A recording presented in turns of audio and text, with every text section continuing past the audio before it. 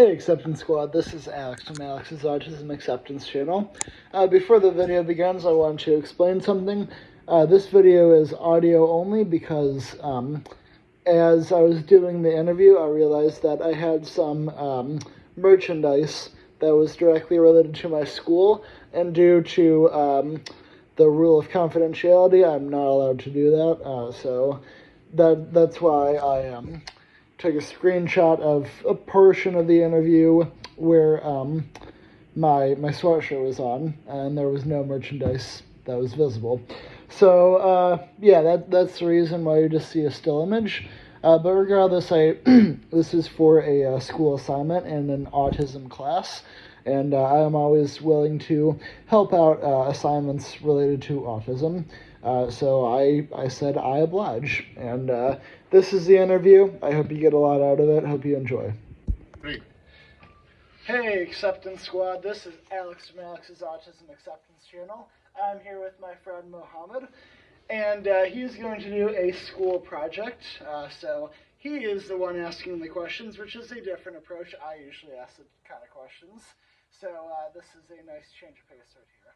So I appreciate you interviewing me, Mohammed. You're welcome, Alex. Okay, let's start ahead and say, hey, how do you bring your family together, Alex, and what do you do with your family? So I grew up on definitely familial values, which was basically saying it was very important to have family together, and having family together is really quite a bit of what has made me successful to this day, because of that support system that was there and will always be there. So we do end up planning quite a bit of events together, a lot of dinners, a lot of hiking trips, definitely a lot of how do you say, events in the community. There's a lot of events in my particular study year round. They happen every year, so it's sort of an annual tradition to go to quite a bit of them. So definitely making sure that we all spend time together, that definitely helps my mental and emotional health. Can you give me an example how your mom or your dad understand how you're going through sometimes, Well, we have established that communication is very important, especially for a guy like me who tends to struggle with communication sometimes. They taught me a lot of strategies to help me really get my thoughts out, and not only get my thoughts out, but some therapeutic strategies in order to help calm me down when those thoughts are anxious. So we've just really focused on that. Very good. Yeah. Thank you. Next question, Alex. What strengths have you developed until now? So one thing that I've worked on is communication, being an external person and trying to be an extrovert. I think I've gotten better at that because I do enjoy my time around people more than I ever have before, until pretty recently. And then so I'm going to be a teacher. It's very rare to have a teacher on the spectrum, so I'm grateful to introduce that. And what I provide is a lot of compassion and a lot of hard work, and I'm very good at listening nowadays. So if students ever have an issue, they need somebody to talk to, they can talk to me, not even just to solve their problems, but just to rant a little bit. Then I'm definitely the guy for that, and I couldn't imagine myself being that guy 2 to 3 years ago. So that's one way my skills have developed. Very good. Next question, Alex. So can you tell us what is something you wish professionals like teachers, OT, occupational therapy, what do you wish those professionals to knew about you? I mean, how can they help you in the way that you think is going to be helpful for you for your career? Yeah. Well, I think the main thing that teachers need to understand about all students with autism, and this is what I've communicated to my cooperating teacher, is that students, a lot of students do get sensory overload pretty much all of them. It's quite common with this condition, and so we need to make sure to be sensory accommodating first and foremost. The other thing is that students with autism are ultra sensitive to yelling, myself included. So as a teacher, how I'm going to run my classroom, I'm going to make sure that I do not yell at an individual student. And if I yell at the entire class, it's just going to get their attention. Like, it's not going to be out of anger. Because the amount of stress that an autistic child goes through when they get yelled at, not good at all.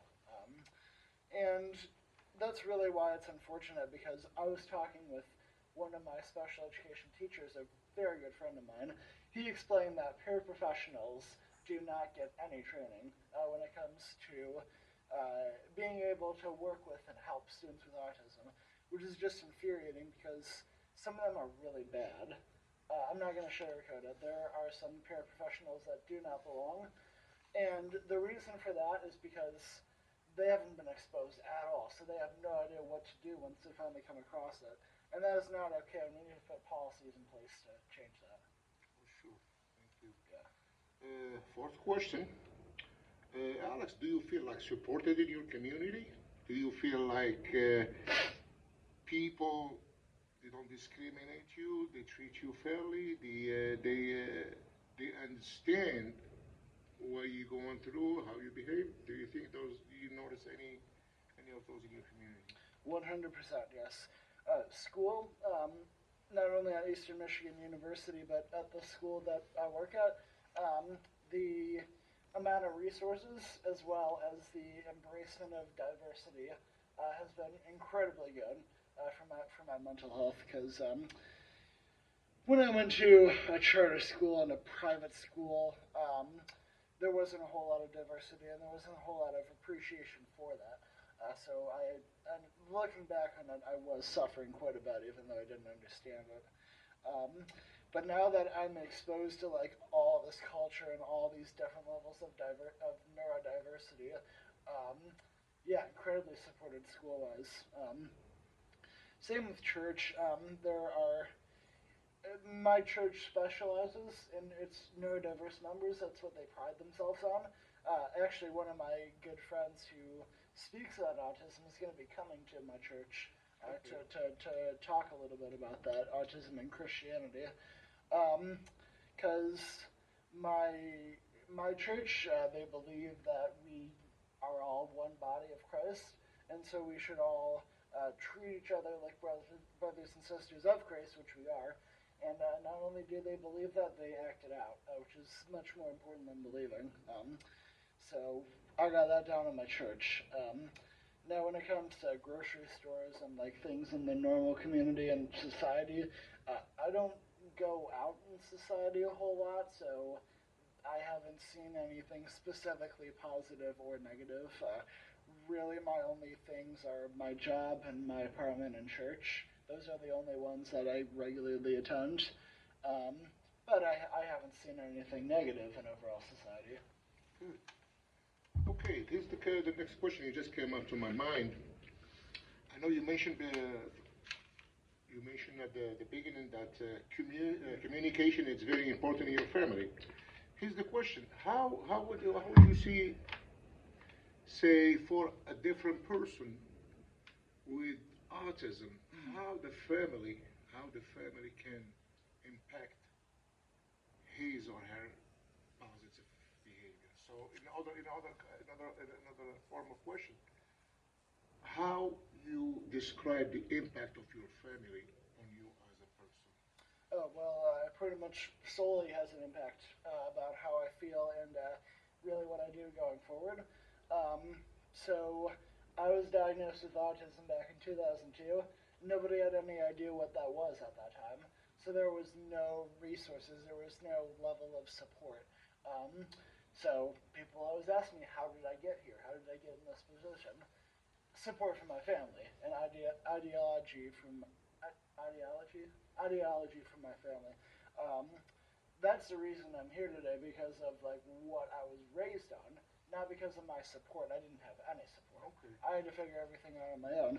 So And I will say, perhaps family has become a little less influential because there is more support.